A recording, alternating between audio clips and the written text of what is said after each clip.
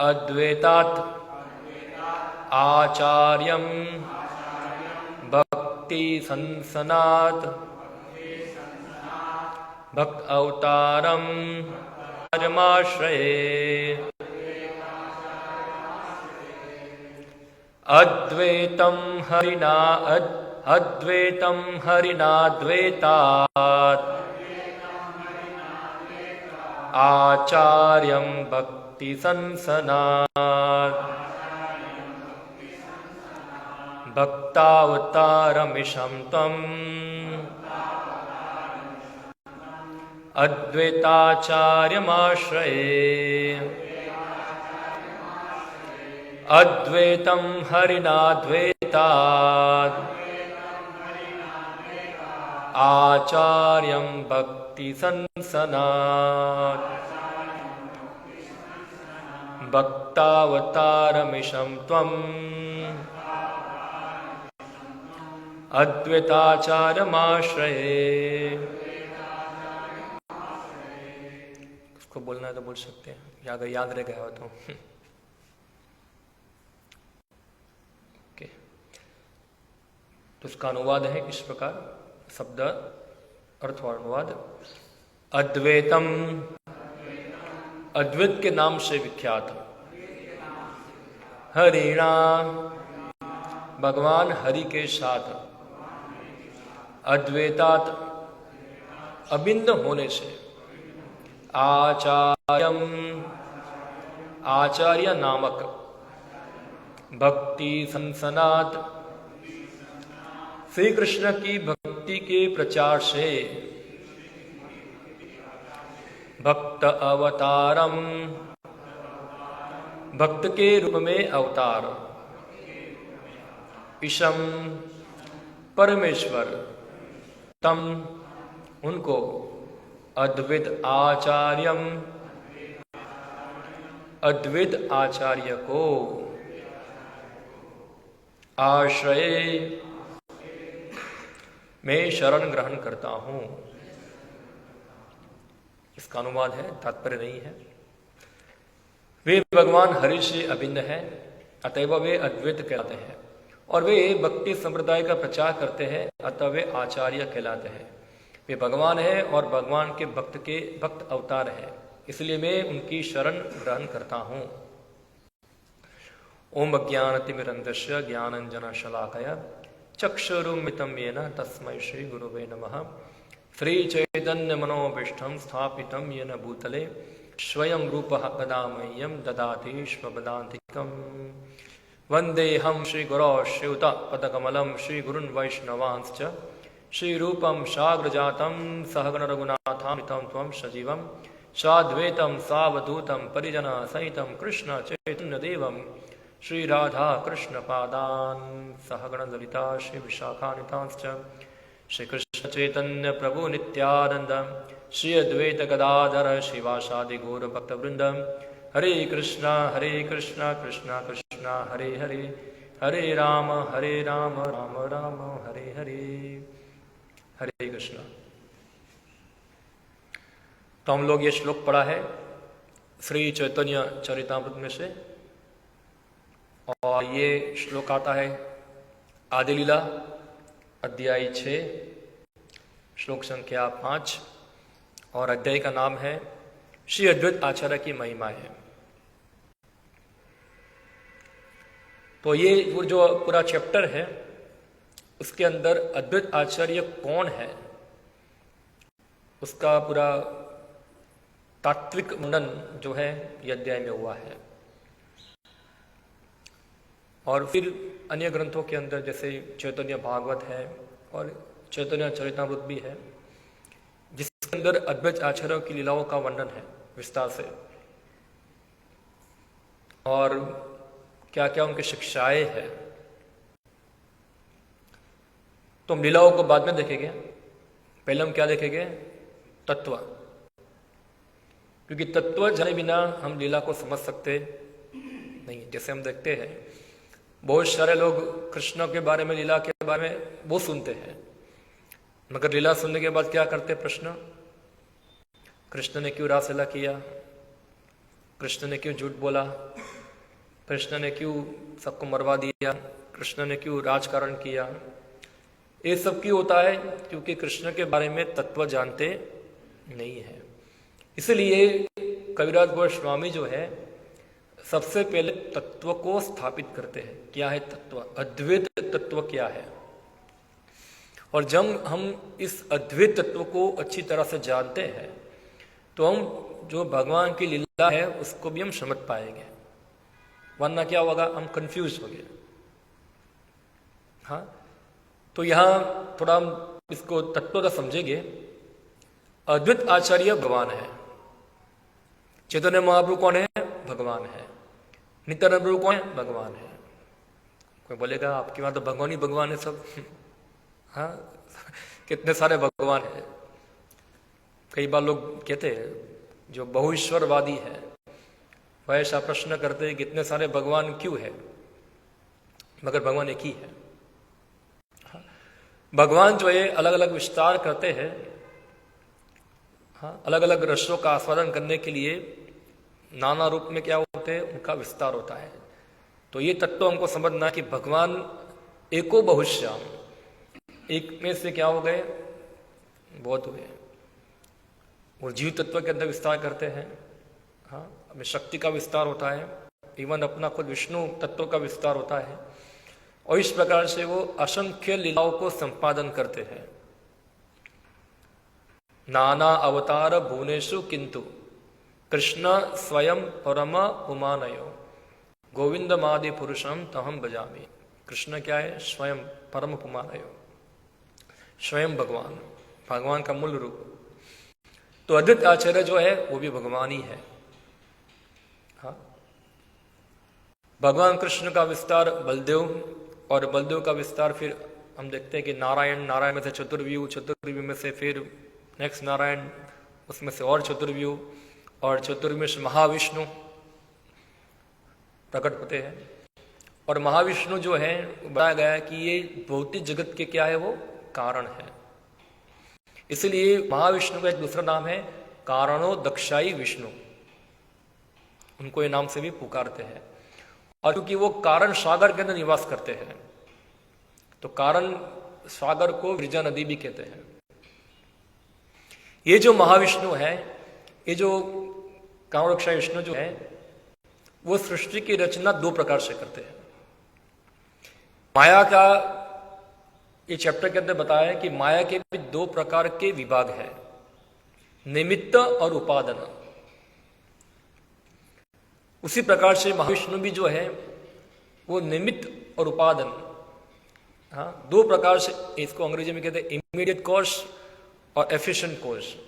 ये दो शब्द उसके लिए उपयोग होता है। हिंदी में इसको निमित्त कारण और उपादान कारण के नाम से पुकारा जाता है। तो महाविष्णु जो है उनके शरीर से सभी ब्रह्मांड को पैदा करते हैं। सभी तत्व जो है, सभी चीज जो है, वो महाविष्णु से क्या होती है, उत्पत्ति होती है। हाँ, और फिर महाविष्णु जो है माया के ऊपर दृष्टिपात करते हैं। जो महाविष्णु दृष्टिपात करते हैं वो उसका कारण है शंभु, और वही शंभु जो है वो अद्वैत आचार्य है। हाँ, तो ये कविराज गोस्वामी जो है स्थापित करते हैं कि जो अद्वैत आचार्य जो है वो सदाशिव है, या तो फिर महाविष्णु। महाविष्णु सदाशिव दोनों का, क्योंकि सदाशिव भी जो है विष्णु तत्व ही है। और ये अद्वैत आचार्य जो है चैतन्य लीला के अंदर ये रूप में प्रकट हुए, तो सदाशिव या तो महाविष्णु। तो ये तत्व है। बलराम जो है, नित्यानंद प्रभु कौन है, वो बलराम है। इस प्रकार से अद्वैत आचार्य की पूरी विस्तार से वर्णन किया है, कैसे वो सृष्टि का पूरा क्या करते, प्रारंभ करते हैं माया के साथ रहकर। तो ये अद्वैत तत्व है। अद्वैत आचार्य के बारे में कविराज गोस्वामी बताते हैं। वही अद्वैत आचार्य जो है चैतन्य लीला के अंदर प्रकट हुए। अद्वैत आचार्य चैतन्य महाप्रभु से बहुत पहले प्रकट हो गए। आप जानो तो चैतन्य महाप्रभु से वो 52 इयर्स बड़े थे। कितना? 52 ईयर्स बड़े थे। चैतन्य महाप्रभु का जन्म कौन से साल में हुआ? 1486 में हुआ। हाँ, उससे 52 ईयर पहले चले जाओ आप, तब चैतन्य अद्वैत आचार्य का जन्म हुआ। अद्वैत आचार्य का जन्म बता दे श्रीहट, जो आज बांग्लादेश में चला गया है,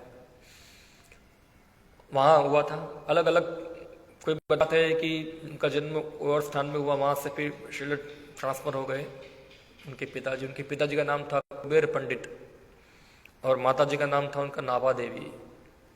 उनके पिताजी जो थे वो महाविष्णु के भक्त थे, सॉरी ये नरसिम्हा भगवान के भक्त थे उनके पिताजी, उनकी आराधना करते। और ऐसी भी घटना है कि उनको बहुत बड़ी उम्र में उनको पुत्र हुआ, तो उन्होंने सदाशिव की आराधना किया था और सदाशिव जो थे उनके सामने प्रकट हुए और उन्होंने प्रार्थना किया कि मुझे आप जैसा पुत्र चाहिए। जैसे हम देखते हैं वसुदेव और देवकी ने प्रार्थना किया था कृष्ण को कि मुझे आप जैसा पुत्र चाहिए, और यहाँ कुबेर पंडित ने भी ऐसे ही प्रार्थना किया कि मुझे आप जैसा पुत्र चाहिए।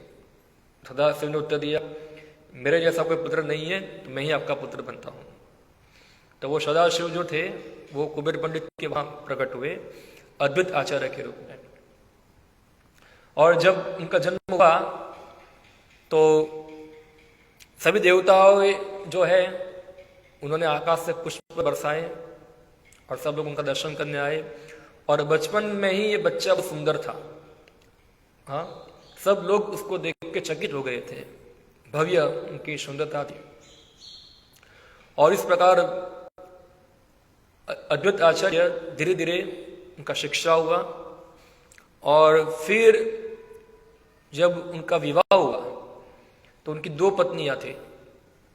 एक पत्नी का नाम है सीता देवी और एक पत्नी का नाम है श्रीदेवी। जो सीता देवी थी वो योग माया बताया जा रहा है, वो योग माया जो है सीता देवी के द्वारा प्रकट हुई। जो श्रीदेवी जो थी वो योग माया का प्रकाश थी, उसका विस्तार थी। तो उनकी 2 पत्नियां थी। और बाद में श्रीहट से अद्वैत आचार्य आ गए शांतिपुर नाम के गांव में, वहां रहते थे। और उनका दूसरा घर था नवद्वीप के अंदर भी उनका एक दूसरा घर था। और कुछ पाठशाला चलाते थे, हाँ, सबको सिखाने का, अलग अलग शास्त्र सिखाते थे। और जब नवद्वीप में वो आए तब देखा नवद्वीप के अंदर जो विद्या का एक बहुत बड़ा गढ़ बन गया था। काशी से या तो फिर अलग अलग जगहों से सब लोग पढ़ाई करने के लिए कहाँ आते थे? नवद्वीप। बहुत सारे विद्यार्थी, जैसे हम देखते हैं गुजरात के अंदर वल्लभ विद्यानगर में सब जाते हैं, क्यों? वहाँ बहुत सारे विद्यार्थी होते हैं, हाँ, जहाँ बड़ी बड़ी यूनिवर्सिटी होती है। तो उस समय के अंदर नवद्वीप जो था वो बहुत बड़ा पढ़ाई का स्थान था। पूरे देश से लोग पढ़ने के लिए जाते थे। आप जहाँ जाओ आपको विद्यार्थी दिखेंगे वहाँ, सब स्टूडेंट चारों तरफ। और आपको हमेशा उनके तर्क वितर्क सुनने को मिलेंगे। एक विद्यार्थी दूसरे विद्यार्थी के साथ वो एक विषय के अंदर तर्क कर रहा है, दूसरा विद्यार्थी दूसरे उसका तर्क कर रहा है, और यही चलता था अंदर। मगर अद्वैत आचार्य देखा ये सब तो विद्या तो ले रहे हैं, मगर किसी के मुंह में से कृष्ण नाम नहीं आ रहा है, कृष्ण के बारे में कुछ बोलता नहीं। ऊपर से अलग अलग उनका सूक्ष्म पांडित्य जो थे उसमें डूबे थे वो लोग। और कोई कृष्ण का नाम लेता भी था तो खास करके गंगा स्नान करने जाएगा तो गोविंद गोविंद बोल के स्नान करेगा, हाँ, औपचारिक रूप में। ज्यादातर लोग थे काली के पूजक थे, काली चंडी उसकी आराधना करते, हाँ, और बिल्ली कुत्ते का विवाह कराते थे, और इसमें लाखों पैसा खर्च करते थे उसके अंदर, हाँ। तो ज्यादातर काली के पूजक। आज भी हम देखते हैं बंगाल के अंदर काली की आराधना तो बहुत समय से हो रही है। तो लोग जो थे इस प्रकार, कोई वैष्णव नहीं था, कोई भक्त नहीं था, सब लोग अपने आप को धार्मिक मानते थे, मगर धार्मिक नहीं थे, वो लोग पाखंडी थे, हाँ। तो अद्वैत आचार्य जो थे ये सब देखकर बहुत दुखी होते थे। वो घर में खुद अपना भजन कीर्तन करते थे, क्योंकि भक्त स्वभाव से ही पहले से ही भक्त थे, वो भजन कीर्तन करते थे, मगर कोई बार बार प्रचार भी करते थे, सबको गीता का प्रचार करते थे, भागवत का प्रचार करते थे, लोगों को अपने घर में आमंत्रित करते थे, आइए सुनिए गीता प्रचार, हर शास्त्र को वो कृष्ण भक्ति के संदर्भ में ही समझाते थे। इवन मायावाद को भी कृष्ण भक्ति के संदर्भ में समझाते थे। और मगर कोई किसी को कृष्ण भक्ति में रुचि नहीं थी, और अद्वैत आचार्य ने देखा कि किसी को कृष्ण भक्ति में रुचि नहीं है, तो उन्होंने प्रण लिया कि मैं भगवान कृष्ण को अवतरित कराऊंगा इधर, और कृष्ण खुद आकर इन लोगों का क्या करेंगे, उद्धार करेंगे। और जब इस प्रकार सोच रहे थे वो, तो उन्होंने गौतम तंत्र के अंदर एक श्लोक पढ़ा। श्लोक में बताते, तुलसी दल मात्रेण जलजा चुलुकेन वा विक्रंति तद्भक्तेन भक्ति भक्त लक्षण।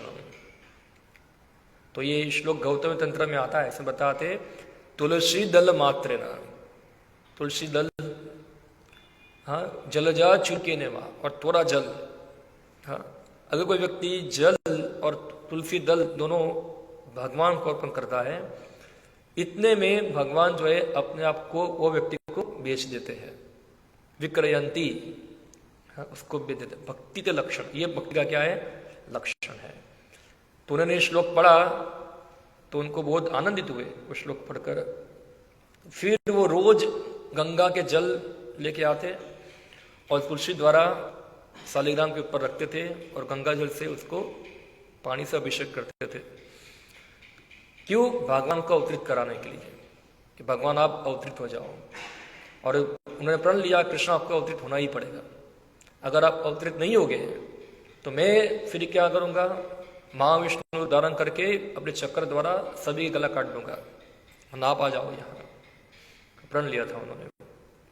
इस प्रकार पूजा करते रहे, जोर से उन्होंने पुकार की, हुंकार किया, हाँ, कृष्ण के लिए उन्होंने हुंकार किया। और हुंकार जो थी उनके ब्रह्मांडों को भेद कर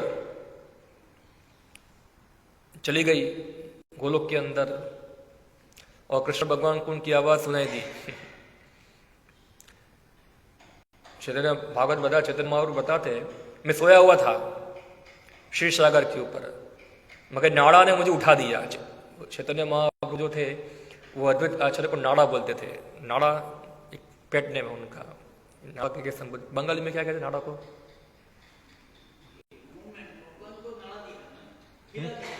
नाड़ा, नाड़ा, ये पता नहीं, पहले ही ऐसा नहीं, ये वो एक, तो वो नाड़ा करके संबोधित करते थे अद्वैत आचार्य को। चैतन्य महाप्रभु बोला, नाड़ा ने मुझे क्या किया, जगह, जैसे हम बोलते हैं ना दादा, ऐसे नाड़ा भी है। हाँ? तो ये इस प्रकार से चैतन्य महाप्रभु बताया कि अद्वैत आचार्य ने के कारण मैं यहां आया। तो अद्वैत आचार्य कारण बने चैतन्य महाप्रभु को प्रकट कराने का इस जगत के अंदर। और जब अद्वैत आचार्य इस प्रकार कभी शांतिपुर में तो कभी नवद्वीप के अंदर रहते थे और इस प्रकार पाठशाला चलाते थे, तब चैतन्य महाप्रभु का भाई यानी कि शची माता का पुत्र विश्वरूप, उसका नाम क्या था, विश्वरूप, वो अद्वैत आचार्य के वहां तो पढ़ाई करने जाता था, उधर सीखने के लिए, और अद्वैत आचार्य उन्हें सिखाते थे। और विश्वरूप बहुत अच्छा था, भगवान का अच्छा भक्त बन गया था वो, क्योंकि अद्वैत आचार्य से सीखता था वो सब प्रकार से। और जब अद्वैत आचार्य पूजा करते थे, एक बार पूजा कर रहे थे, तो विश्वरूप गीता और भागवत के द्वारा अन्य लोगों को कृष्ण भक्ति के महत्व के बारे में प्रचार कर रहा था, समझा रहा था। अद्वैत आचार्य अपनी पूजा छोड़कर विश्वरूप के पास आए और उसको गले लगाया कि कितना अच्छा ये क्या कर रहा है, प्रचार करता है। हाँ, क्योंकि वो सभी व्याख्या जो है भक्ति के आधार पर कर रहा थे विश्वरूप। और उस समय चैतन्य महाप्रभु तो छोटे थे, उनका नाम था क्या, निमाई या तो फिर विश्वम्बर मिश्र। और उनकी माता जो थी कई बार विश्वरूप के लिए टिफिन रखती थी। किसके साथ? निमाई के साथ। निमाई छोटा था एकदम, तो जैसे गांव के छोटे बच्चे हो गए वैसे ही घूमते, चड्डी पहन के घूमते हैं पूरे गांव में घूमते रहते हैं। तो निमाई भी ऐसा ही था। तो उसकी माँ टिफिन लेने भेजती, जाओ बड़े भाई विश्वरूप को देके आ जाओ। और अद्वैत आचार्य के वहाँ टिफिन देने जाते, और अद्वैत आचार्य निमाई को देखते तो उनके अद्भुत स्वरूप को देखकर आश्चर्यचकित हो जाते, मगर पहचान नहीं पाए कि भगवान है ये कृष्ण है। क्योंकि भगवान की योग माया जो उनकी पत्नी है उन्होंने चैतन्य महाप्रभु के बारे में जो ज्ञान था वो ढक दिया था, नहीं जान पाए कि चैतन्य महाप्रभु कृष्ण है, बस एक अच्छा लड़का है ऐसा। अभी तक चैतन्य महाप्रभु अपने भगवान का ऐश्वर्य प्रकट नहीं किया था, पूरा आवृत था हर चीज। तो इस प्रकार निमाई हर बार आता है वहां टिफिन देने के लिए, अपने भाई को बुलाने के लिए। तो ऐसे ऐसे निमाई को देखते थे। धीरे धीरे जब क्या हुआ, विश्वरूप को पता चला कि उनके माता पिता जो है उनके विवाह के बारे में सोच रहे हैं, और विश्वरूप को पता चला कि मेरे माता पिता मेरा विवाह करा रहे हैं, तो विश्वरूप संन्यास लेके चला गया। हाँ, और जब संन्यास लेके चला गया तो उनकी माता, उनके पिता को बहुत दुख हुआ, क्योंकि सची माता के केवल 2 ही पुत्र थे। पहले बहुत सारे पुत्र हुए थे, सब क्या थे, संभर गए थे। तो 2 ही पुत्र बचे थे, विश्वरूप और विश्वम्बर। और हम देखते हैं चैतन्य महाप्रभु थे, आप चिंता मत करो, मैं आपका ध्यान रखूंगा उसको जाने दो, कोई बात नहीं। बाद में खुद भी चले गए तो ये विश्वरूप जो थे वो संन्यास लेके ले गए, और सची माता को बहुत दुख हुआ कि, और सची माता ने मन में सोचा कि ये सब अद्वैत आचार्य के कारण ही है, ऐसा है। थोड़ा उनके मन में संकोच हुआ था। इसने क्या कर दिया है, मेरे बच्चे का ब्रेन वॉश कर दिया, और वो क्या है, छोड़ के चला गया। तो सची माता को थोड़ा अद्वैत आचार्य के प्रति मन में थोड़ा संकोच हुआ, शंका हुई, मगर उन्होंने अपने मन को प्रकट किया नहीं, संबंध में ही रखा कि इसने मेरे बच्चे को भगा दिया यहां से। बाद में चैतन्य अद्वैत आचार्य के घर पे एक बार माधवपुरी आते हैं। ये चैतन्य महाप्रभु के जन्म से पहले की बात है। हाँ, हम सुनते ही चैतन्य महाप्रभु कथा बताते हैं कि गोपाल विग्रह जो है, जो उन्होंने ढूंढ निकाले थे गोवर्धन के अंदर, गोपाल की स्थापना किया था। तो गोपाल ने माधवपुरी को बोला, जाओ अब चंदन लेके आओ। कहाँ से? तो पुरी से। तो चंदन लेने गए थे, तो उनका रास्ता वृंदावन से आए, तब वो नवद्वीप में आए। नवद्वीप में जब आए तब वो रुके अद्वैत आचार्य के घर के ऊपर, वहां रुके, और फिर वहां से उन्होंने उनसे दीक्षा ली। तो अद्वैत आचार्य के गुरु कौन थे? माधवेंद्रपुरी। और माधवेंद्रपुरी जो है वो पूरे गौड़ीय वैष्णव संप्रदाय के क्या है, बीज है, उसका बीज आरोपण किया उन्होंने। वहां से ये कृष्ण प्रेम का बीज जो है उन्होंने बोया था, माधवेंद्रपुरी। उनके 3 शिष्य फेमस हैं। ईश्वरपुरी, इनके जो चैतन्य महाप्रभु के गुरु थे, और दूसरे कौन थे? नित्यानंद प्रभु, वो भी माधवेंद्रपुरी के ही क्या थे, वो शिष्य थे।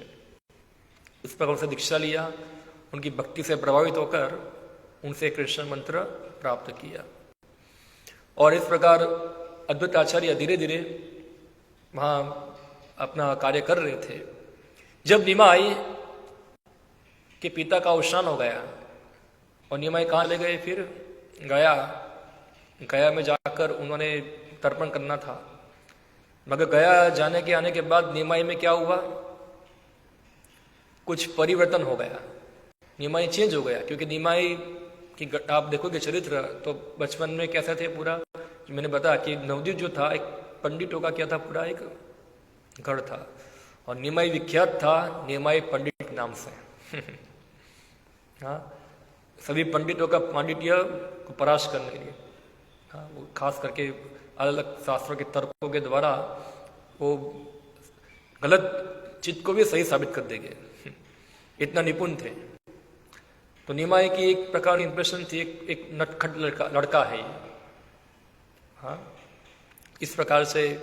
मगर जब गया से वापस आए तो निमाई पूरा शांत हो गया और वो अभी क्या बन गया, भक्त बन गया, कृष्ण भक्त बन गया। और अद्वैत आचार्य देखकर बहुत प्रसन्न हुए कि निमाई क्या हो गया, अभी भक्त बन गया। पहले भक्त प्रकट नहीं किया था, पहले उसका भाई भक्त था विश्वरूप, अभी विश्वम्बर भी क्या हो गया, भक्त बन गया। और इस प्रकार निमाई और फिर अद्वैत आचार्य, श्रीवास ठाकुर सब लोग मिलकर क्या करते थे, संकीर्तन। कभी श्रीवास ठाकुर के घर में, कभी अद्वैत आचार्य के घर के अंदर, इस प्रकार हर शाम को वहां क्या चलता है, संकीर्तन चलता है। एक बार निमाई जो थे वो श्रीवास ठाकुर के घर के अंदर अपना विष्णु रूप प्रकट किया और सभी भक्तों का नाम लिया, सबको बुलाओ, सबको बुला के लेके आओ, हाँ, मैं आज क्या करूंगा, सभी भक्तों की मनोकामनाओं को पूर्ण करूंगा। तो अलग अलग भक्तों को बुलाए, इसको बुला, इसको बुला, इसको बुला, सबको बुला के लेके आए। बोला नाड़ा को बुलाओ, नाड़ा कहाँ रहते हैं, शांतिपुर के अंदर। बोला उसको बुलाओ, उससे तो मुझे बुलाया है, उसको बोलो आके मेरी पूजा करे। क्या करे, मेरी पूजा करे। तो अद्वैत आचार्य को मैसेज भेजा गया कि नाड़ा को बुला रहे चैतन्य महाप्रभु। और नाड़ा जो थे बहुत प्रसन्न हो गए कि अभी मैं महाप्रभु मुझे सेवा करने के लिए बुलाया उनकी। तो सब सामने एकत्र किया और एकत्र कर कर फिर वो पहुंचे श्रीवास ठाकुर घर के पास। मगर वो छुप गए, थोड़ा शंका किया कि अगर वास्तव में भगवान है तो वो खुद मुझे बुलाए। तो मैसेज दिया, नाड़ा तुम आ जाओ, एक भक्त के द्वारा। तो जाके मैसेज दिया और अद्वैत आचार्य प्रसन्न हो गए। वो उनकी पत्नी आए और चैतन्य महाप्रभु के पैरों के ऊपर पंचगव्य डालकर एक मंत्र बोला, फेमस मंत्र है, नमो ब्राह्मण देवाय गो ब्रह्म जगदिताय कृष्णाय गोविंदाय नमो नमः। इस प्रकार से उनका पैर धोया, उनका अभिषेक किया, उनकी पूजा की। और इस प्रकार सब लोग प्रसन्न थे। बीच में कोई बोला, महाप्रभु आपने सबको दर्शन दिया, सब पे कृपा की, आपकी माँ रह गई, थोड़ा उसको बुला के लेके आओ। बोला उसको मत बुलाओ, बोला उसको कृष्ण प्रेम देना नहीं है। बोला क्यों, वो तो आपकी माँ है। बोला वो अपराधी है। बोला क्या अपराध किया। बोला नाड़ा का अपराध किया है। नाड़ा के बारे में क्या है, गलत सोचा है। अद्वैत आचार्य ने ये बात सुना और सची माता को मैसेज मिल गया वहां कि ऐसे महाप्रभु बता रहे हैं। तो जैसे ही सची माता वहां पहुंची तो अद्वैत आचार्य ने सची माता के गुणगान गाना चालू कर दिया कि आप तो विश्व की जननी है, साक्षात भगवान क्या है, आपके वहां से जन्म लिए। इस प्रकार सची माता के बहुत सारे गुणगान गाए और गुणगान गाते गाते गाते गाते क्या हो गए, वो बेहोश होके गिर गए नीचे। सची माता ने क्या किया, वो क्षण का लाभ उठाते हुए अद्वैत आचार्य के पैर को छूकर उनकी चरण लज अपने शरीर पे रखा। और चैतन्य महाप्रभु ये देखकर प्रसन्न हुए। इस प्रकार उनके अपराध का क्या हुआ गया, शमन हो गया। और इस प्रकार जो है चैतन्य महाप्रभु को कृष्ण प्रेम दिए।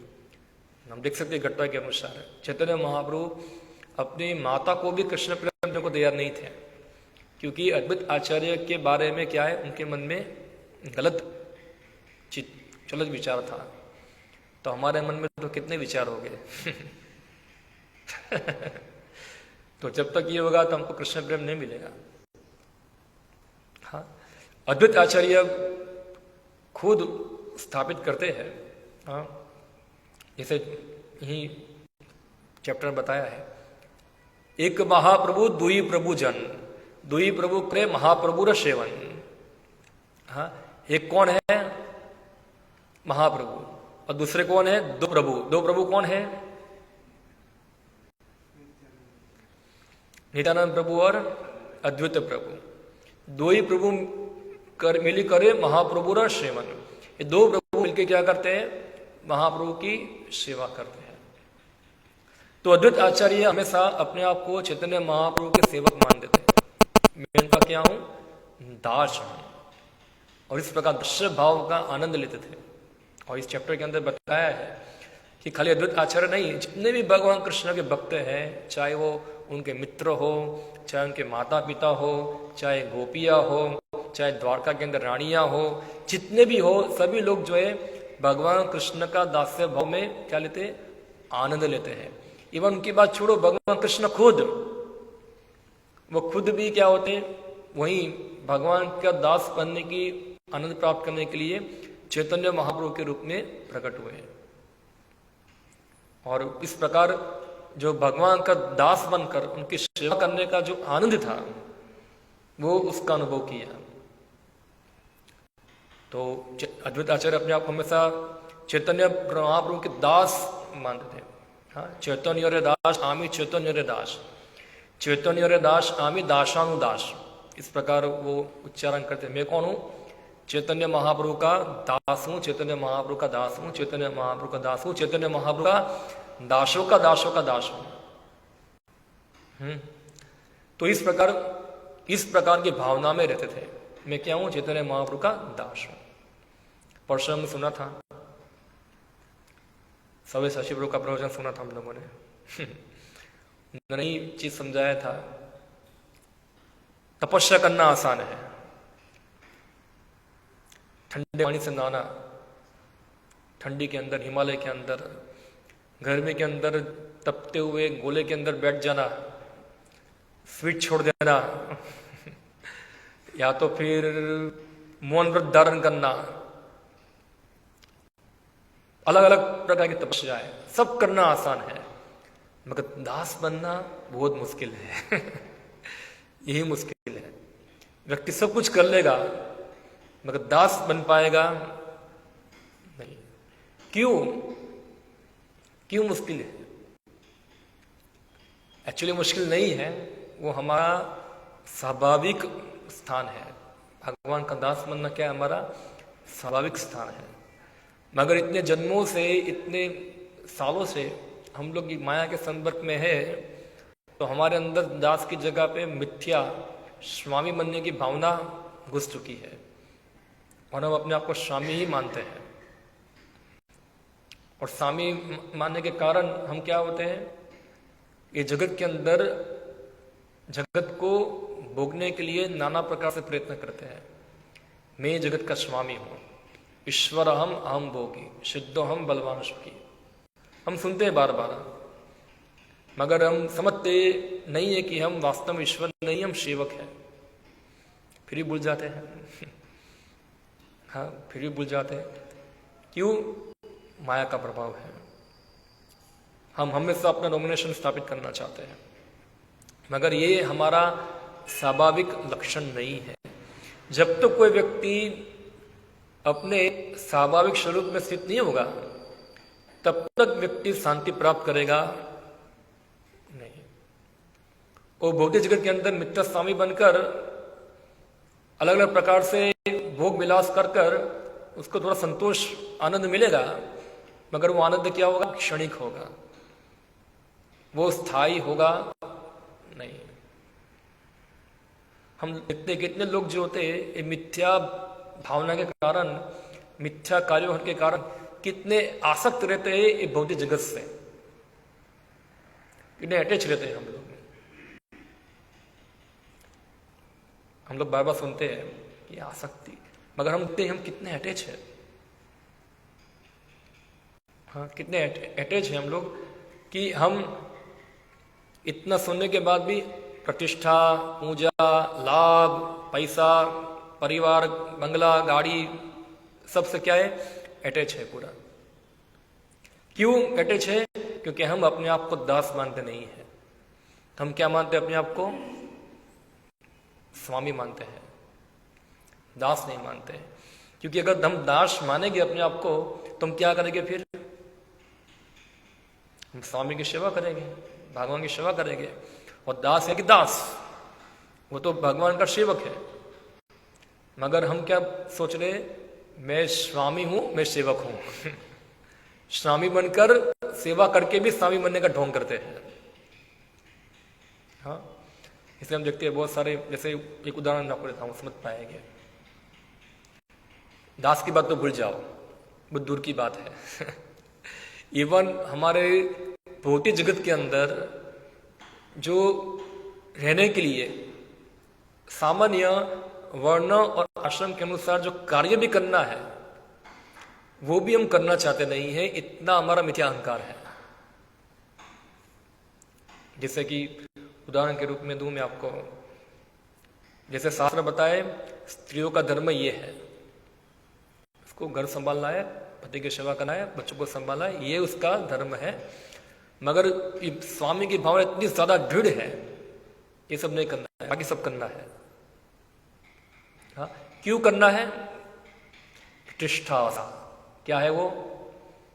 प्रतिष्ठा आशा। भक्ति सिद्धांत सरस्वती महाराज बताते हैं ये प्रतिष्ठा आशा जो है वो गधे के मूत्र के अंदर अपना मुंह डालना है इसके अंदर, ऐसा वो बताए एक भजन के अंदर। इसका नाम है वैष्णव की। क्या है? अब बताओगे आप लोगों ने, वैष्णव कौन है? तो ये भजन के अंदर बताते हैं प्रतिष्ठा जो है वो गधे के मूत्र के अंदर अपना मुंह डालना है। तो सोचो जो लोग किसी में भाग रहे हैं वो गधे के मूत्र के अंदर अपना मुंह डाल रहे हैं अंदर, और उसको क्या लगता है? हाँ, अच्छा लगता है। उसको अच्छा लगता है, उस पर टेस्ट आता है, कितना प्रतिष्ठा हुआ है। अभी रिसेंटली में देखा, वो हमारा मैराथन था, मैराथन के अंदर किसी भक्तों का ही और शी ही नहीं शी किसी ने खाली थोड़ा कम बुक बोल दिया उसमें, तो उसने कम बुक बोल दिया, पूरा इतना हुक्का पक्का हो गया ऐसा, प्रोग्राम मैंने बंद कर दूंगा। क्यों? प्रतिष्ठा आशा। क्या है? प्रतिष्ठा आशा। ये सब उनकी भावना नहीं कि मैं सेवक हूं, और सेवक का काम क्या है? सेवा करना। अभी उसका दो चार बुक कम बोल दिया, उसमें नुकसान क्या होगा? नहीं, उसका क्यों ज्यादा, मेरा क्यों कम? दुख नहीं था कि मेरा क्यों इतना बोला, उसका क्यों ज्यादा बोला, मेरा क्यों कम बोला, इधर मेरे से ज्यादा क्यों हो गया, उसका क्यों नाम इतना हो गया, मेरा नाम क्यों नहीं हुआ इतने अंदर। देखो, दिशा लेने के बाद, सेवा करने के बाद भी इस प्रकार की भावना से क्या है? पीड़ित है। हाँ, हमारा नंबर वन होना चाहिए। देखो ठीक है, यहां तो नंबर वन हो जाएंगे, भगवान की आंखों में कौन नंबर होगा? आप देखो क्या है, रियल सर्टिफिकेट तो आपको भगवान देने वाले हैं कहां से। मगर क्या होता है? ये प्रतिष्ठा आशा, गलत प्रतिष्ठा। क्या है कि लोग मुझे देखे और इस प्रकार मेरी वाह करें, तो भगवान का स्थान हम लेना चाहते हैं। और ये तो यूं हुआ ना इसके अंदर, तो हाँ, मैं नंबर वन। तो ये नंबर वन एक ही है, और कौन है वो? कृष्ण है। बाकी सब क्या है? उनके सेवक है। जब तक चीज ये नहीं समझेंगे ना, तब तक ये गलत धारणाएं हमारे दिमाग में चलती रहेगी सब। तो इसलिए अद्वैत आचार्य एक चीज को बहुत अच्छी तरह समझाए, हम कौन है? हम दास है, हम सेवक है, हम भगवान कृष्ण की सेवा के लिए बने हुए हैं।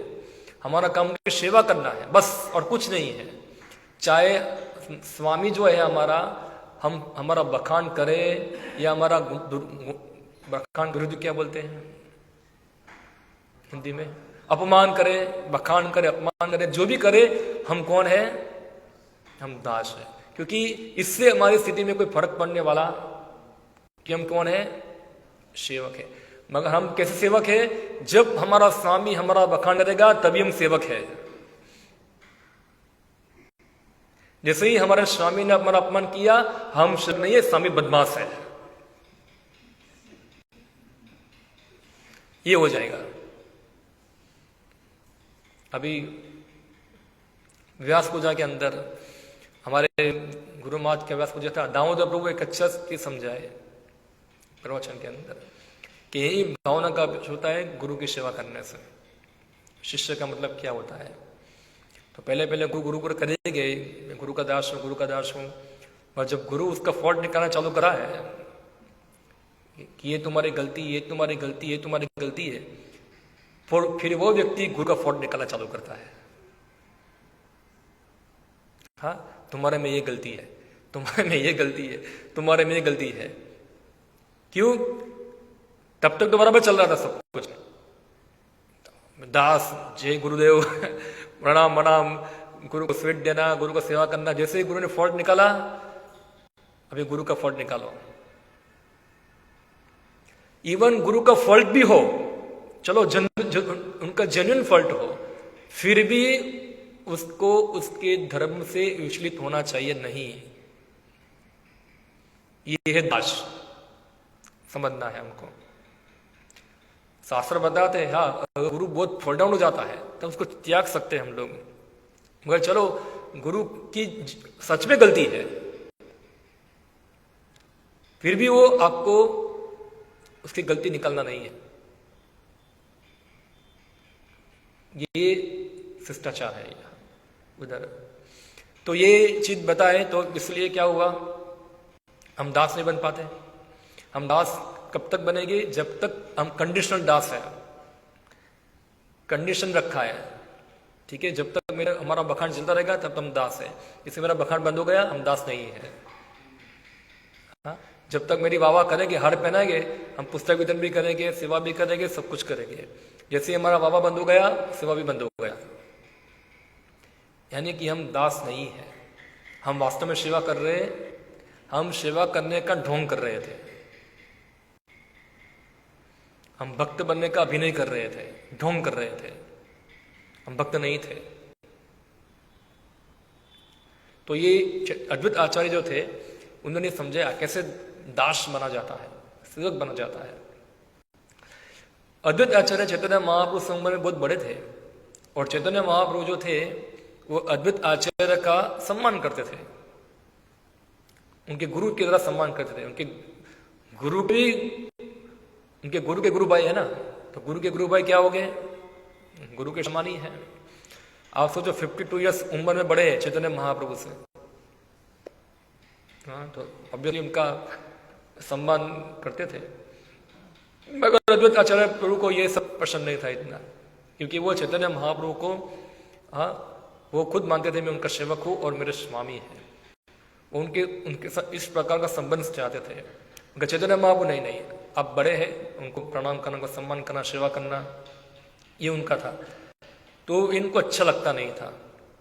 तो एक बार उन्होंने ट्रिक किया कि कैसे में चैतन्य महाप्रभु मेरे साथ एक दास की जैसा योगा करें।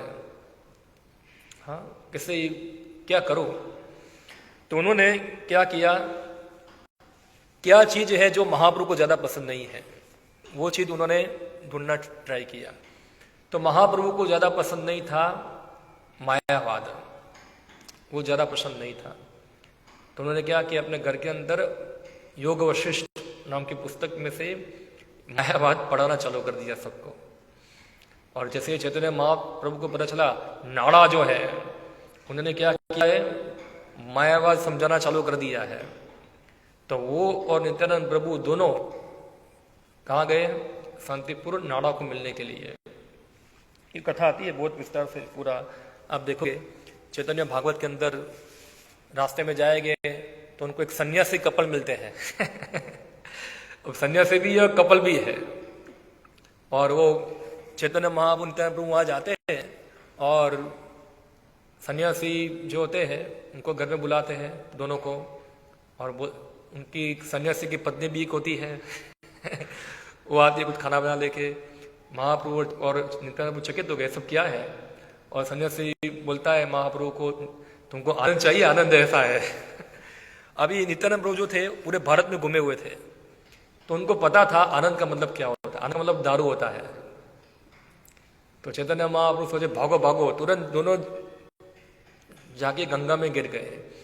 और नित्यानंद प्रभु बन गए शेष, और चैतन्य महाप्रभु उसके ऊपर बैठ गए। और कहाँ गए वो शांतिपुर पहुंचे वहां। और फिर नाड़ा को फटकारा वहां जाके, कौन नाड़ा क्या कर रहे हो? एक से गलत प्रचार कर रहे हो। और उन्होंने एक डंडा लेकर अद्वैत आचार्य को मारना आरंभ कर दिया। तो उनकी पत्नी दुखी हो गई, अरे बूढ़ा आदमी मर जाएगा ये, इसको मारो मत, मारो मत। और इस प्रकार अद्वैत आचार्य भाव विवरों का नाच रहे कि आज चैतन्य महाप्रभु मुझे दास के रूप में क्या किया, स्वीकार किया। क्योंकि एक दास को ही एक स्वामी जो है इस प्रकार दंडित करता है और कोई करेगा नहीं। तो प्रसन्न हो गए वो इस प्रकार से। और फिर चैतन्य महाप्रभु लज्जित हो गए, लज्जा उनको, और फिर इस प्रकार से लीला चली। तो वहां इस प्रकार संकीर्तन होता रहता था। फिर चैतन्य महाप्रभु ने देखा कि लोग जो है उनको गलत तरीके सोच रहे हैं, तो फिर उन्होंने क्या ले लिया, संन्यास ले लिया कटवा के अंदर। 24 साल की उम्र में केशव भारती से क्या लिया, संन्यास लिया। और संन्यास लेके चैतन्य महाप्रभु तुरंत जाना चालू कर दिया, कहा, वृंदावन जाना प्रारंभ किया। तो वृंदावन जा रहे थे, उनके पीछे नित्यानंद प्रभु, अजय ठाकुर, मुकुंद, ये सब उनके पीछे पीछे गए। अभी चैतन्य महाप्रभु भाव विभोर थे पूरा, और पीछे नित्यानंद प्रभु सब लोग आ रहे थे। तो वो लोग उनको ले गए गंगा के किनारे। बोला, मैं कहाँ हूं? तो नित्यानंद प्रभु ने बताया, तो वृंदावन में हो आप अभी, ये देखो सामने यमुना है ये। तो गंगा को क्या बता दिया, यमुना है, आप वृंदावन में पहुंच गए हैं। चैतन्य महाप्रभु को बाह्य चेतना नहीं थी, तो वो इसको वृंदावन मान लिया।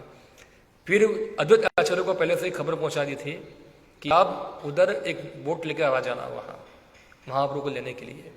और जब महाप्रभु देखा कि वृंदावन है, यमुना है, मगर नाड़ा इधर क्या कर रहा है, इधर बोट लेके आ गए, इधर इधर बोट लेके एक इधर से आ गए। तो चैतन्य महाप्रभु को पता चल गया कि इन लोगों ने मेरे साथ क्या किया है, ट्रिक किया है। इन लोगों ने भ्रमित करके मुझे कहाँ लेके आ गए, इधर वापस शांतिपुरी लेके आए। फिर नित्यानंद प्रभु समझा दे, चलो चलो आप जहाँ भी जाओ वो वृंदावन होता है। हाँ, जो गंगा यमुना सब वही है, अब जहाँ जाओ आपके मन में वृंदावन है। इस प्रकार से उन्होंने बताया।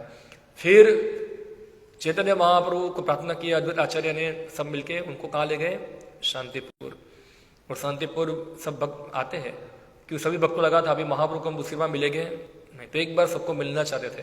तो सभी भक्तों को आमंत्रण दिया, सब लोग आओ। और सब लोगों का क्या बोलते इसको, ठहरा, सब लोग कहाँ ठहर गए, अद्वैत आचार्य के घर के अंदर। और उनकी माता को बोला गया, शची माता को, उनको भी निमंत्रण दिया गया, आप भी आइए। और 7-8 दिन तक पूरा संकीर्तन महोत्सव चला उधर। क्या चला, रात दिन संकीर्तन, कृष्ण कथा, सब भक्त लोग कीर्तन किए और जबरदस्त प्रसाद दिए। और सची माता ने प्रार्थना किया महाप्रभु को, जब तक तुम यहाँ रहोगे तब तक मैं तुम्हारे लिए पकाऊंगी इधर। और चैतन्य महाप्रभु ने, ठीक है पकाओ। हर रोज अद्वैत आचार्य बड़ा बड़ा पकवान बनाते थे, भयंकर, एकदम बड़ी फिस्ट होती थी, और सब भक्त लोग उसको खाते थे, फिस्ट को। कीर्तन, कृष्ण कथा, भागवत कीर्तन, ये सब चलता रहा, 7 दिन रात चलता रहा। इस प्रकार संकीर्तन महोत्सव चला। और बाद में चैतन्य महाप्रभु बोला, अभी विदा लेना है मुझे। बोला, 1-2 दिन और रुक जाओ। हाँ, 1-2 दिन और रुक जाओ। इस प्रकार से किसी तरह से भी क्या है, चैतन्य महाप्रभु को रुक कर रखा। फिर चैतन्य महाप्रभु अपनी माता के पास गए, बोला, मैं जाना चाहता हूँ, अभी जाने दीजिए। तो माँ ने बोला, ठीक है तो जाओ, क्योंकि अभी तो मैं तुमको नहीं बोल सकती, तुम वापस आ जाओ तो अच्छा नहीं होगा, क्योंकि इससे क्या होगा, तुम्हारा अपयश होगा, और तुम्हारा अपयश से मैं दुखी होगी। इसलिए तुम जाओ, मगर तुम ऐसी जगह पे रहो जहां मुझे तुम्हारा समाचार प्राप्त होता रहे। तो जगन्नाथपुरी को उन्होंने इंगित किया, क्योंकि उस समय बंगाल से पूरी बहुत सारे लोग जाते रहते थे बार-बार, तो ये खबर उनको समाचार मिलता रहे। तो चैतन्य महाप्रभु सहमत हो गए, और फिर वो कहाँ चले गए, पुरी चले गए। जब चैतन्य महाप्रभु पुरी चले गए, तो फिर नवद्वीप से हर साल भक्त लोग कहाँ आते थे, पुरी। किसके लिए आते थे, चैतन्य महाप्रभु को मिलने के लिए। जगन्नाथ का दर्शन तो खाली बहाना था उनके लिए। क्या था, तो हर साल सभी भक्त लोग जो थे 4-4 महीना वहां रुकते थे किधर, पुरी के अंदर। और बहुत सारी पकवान बना के लेके, जैसे राघव पंडित एक ह्यूज प्रसादम, हाँ, उसकी बहन बना के देती थी उसको, दमयंती नाम था उसका, आई थी दमयंती। बहुत सारा प्रसाद लेके आते, सब लोग अलग अलग भेंट लेके आते थे चैतन्य महाप्रभु के लिए। हर साल आना है, और रथ यात्रा में भाग लेना है, कीर्तन करना है, महाप्रभु के साथ कीर्तन करना है, कृष्ण कथा पूरा 4 महीना तक यही चलता था। तो अद्वैत आचार्य का एक उन्होंने घर रखा था अपना पूरी के भी। एक दिन अद्वैत आचार्य की इच्छा हुई कि मुझे महाप्रभु खिलाना है।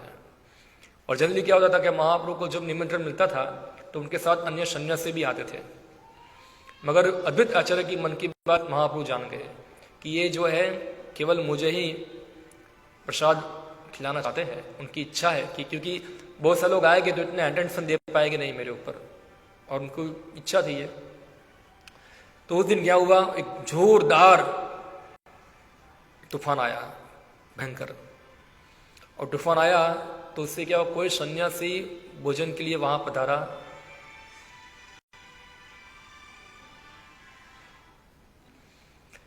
कोई सन्यासी वहां भोजन के लिए आया नहीं, केवल महाप्रभु आए। और अद्वैत आचार्य ये देखकर प्रसन्न हो गए। तो अद्वैत आचार्य उनकी पत्नी ने मिलकर बहुत सारे व्यंजन बनाए, बहुत सारे एक पूरा एक भजन भी है इसके ऊपर। तो इतने सारे पकवान बनाए और महाप्रभु को जी भर के खिलाया उधर। और इस प्रकार अद्वैत आचार्य ने इंद्र को क्या किया, धन्यवाद दिया। अब धन्य सही टाइम पे एंट्री मारा इधर, ऐसा है, आपने बारिश गिराया। इससे महाप्रभु को हम क्या कर पाए कि उनको प्रसाद की सेवा कर पाए उधर। और महाप्रभु इस प्रकार उनकी सेवा को ग्रहण किया। और इस प्रकार अद्वैत आचार्य का एक सेवक था, उनका एक पर्सनल सर्वेंट था, उसका नाम था कमलाकांत विश्वास करके था एक। तो कमलाकांत विश्वास ने एक पत्र भेजा मारापुदा रुद्र को कि अद्वैत आचार्य भगवान है, हाँ, और जो आप उनसे 300 पैसा 300 रुपया ऐसा कुछ मांग रहे हैं, इसलिए आप उसको माफ कर दो। क्योंकि वो भगवान है, आप उसको माफ कर दो। अब ये पत्र किसी तरह से चैतन्य महाप्रभु के पास पहुंच गया। तो चैतन्य महाप्रभु जब पत्र पढ़ा कि अद्वैत आचार्य भगवान है और उनकी रिक्वेस्ट कर रहे कि राजा जो है उनका ऋण माफ कर दे। महाप्रभु पहले हंसे, बाद में गुस्सा भी हुए और कमलाकांत विश्वास को डांटा, बोला ये गोविंद को बोला अभी ये बदमाश को कभी भी मेरे पास भेजना मत। और कमलाकांत विश्वास दुखी हो गया और अद्वैत आचार्य के पास गया कि ये तो महाप्रभु ने ऐसा बोला तुम भाग्यशाली हो कि महाप्रभु की डांट तुमको पड़ी, तुम भाग्यशाली हो। और फिर महाप्रभु के पास गए अद्वैत आचार्य और उस प्रकार उनको प्रार्थना किया। तो महाप्रभु ने कमलाकांत विश्वास को बुलाया और उसको समझाया, देखो तुम बताते हो कि अद्वैत आचार्य भगवान वो सही है, गलत नहीं है, मगर भगवान किसी के ऋणी नहीं होते हैं। तुमने साबित किया कि आचार्य भगवान है, मगर तुम भगवान को बता रहे हो कि राजा उनको मदद करे, तो भगवान को किसी की मदद की आवश्यकता नहीं होती है।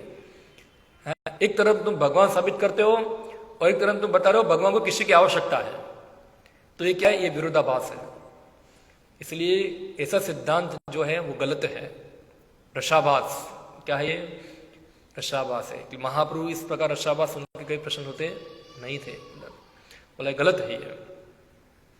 इस प्रकार से उसको फिर महाप्रभु समझाते हैं आगे बहुत, कैसे धनी व्यक्ति से मिलना, उनका संग करना बुरा है, हाँ, तो उनसे कुछ खाना पीना, पैसा ग्रहण करना वो भी क्या है, गलत है।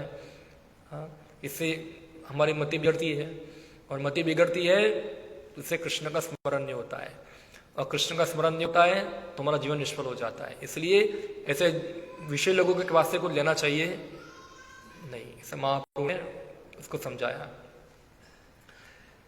और फिर जगन्नाथ पंडित जो थे,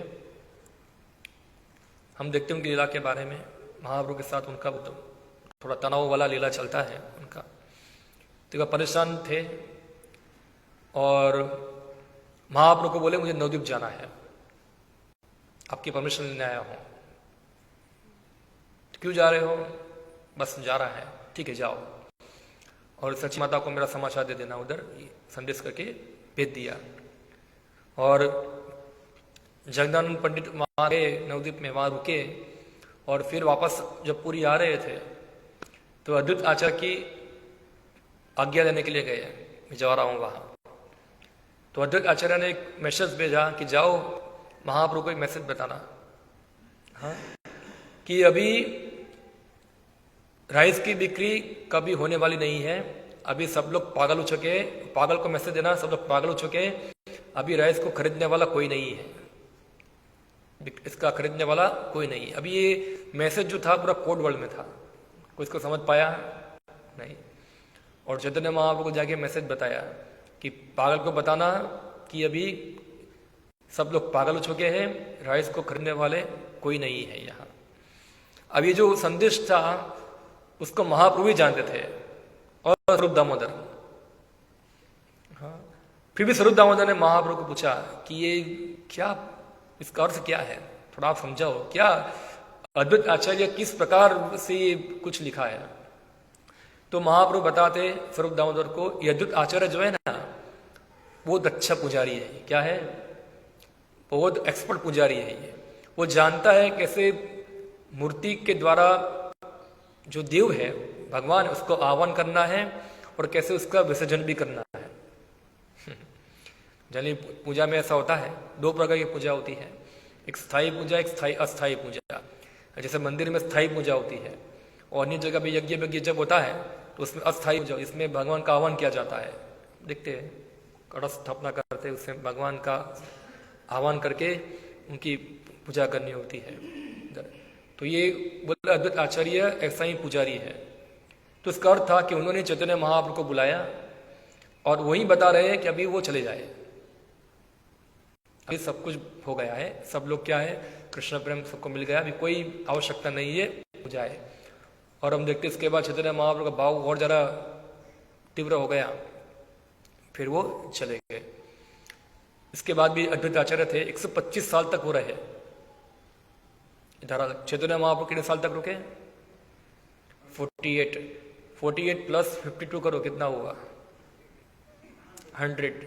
तो चैतन्य महाप्रभु के जाने के बाद 25 साल और रुके वो अद्वैत आचार्य वहाँ। और इस प्रकार अद्वैत आचार्य जो थे उन्होंने महाप्रभु की लीलाओं में भाग लिया। एक और चीज है, समय थोड़ा कम है, सोच रहा बताने के लिए टाइम कम हो रहा है। प्रभुपाद जी बताते अद्वैत आचार्य जो थे महाप्रभु का जो वृक्ष है उसमें एक क्या है, एक थल है, चैतन्य हम पुस्तक में आता है। जैसे हमारा संप्रदाय जो है उसकी 3 मुख्य थल है। जो बीज है वो कौन है, महाजेंद्रपुरी, और अंकुरन कौन है, ईश्वरपुरी, और जो उसकी मेन थल है वो कौन है, महाप्रभु। और उसके बाजू में दूसरे थल है, एक कौन है, एक नित्यानंद प्रभु और एक अद्वैत आचार्य है। 3 मुख्य क्या है, थल है। और वहां से अनेक अनेक शाखाएं निकली, यानी कि उनकी परंपराएं बनी। हाँ, चैतन्य महाप्रभु की परंपरा आगे बढ़ी, जैसे चैतन्य महाप्रभु के कुछ 6 गोस्वामी शिष्य हुए, उनकी परंपरा आगे बढ़ी। ऐसे अद्वैत आचार्य की, नित्यानंद प्रभु की, ऐसे पूरा जो चैतन्य महाप्रभु का वंश जो था पूरे ब्रह्मांड में फैला।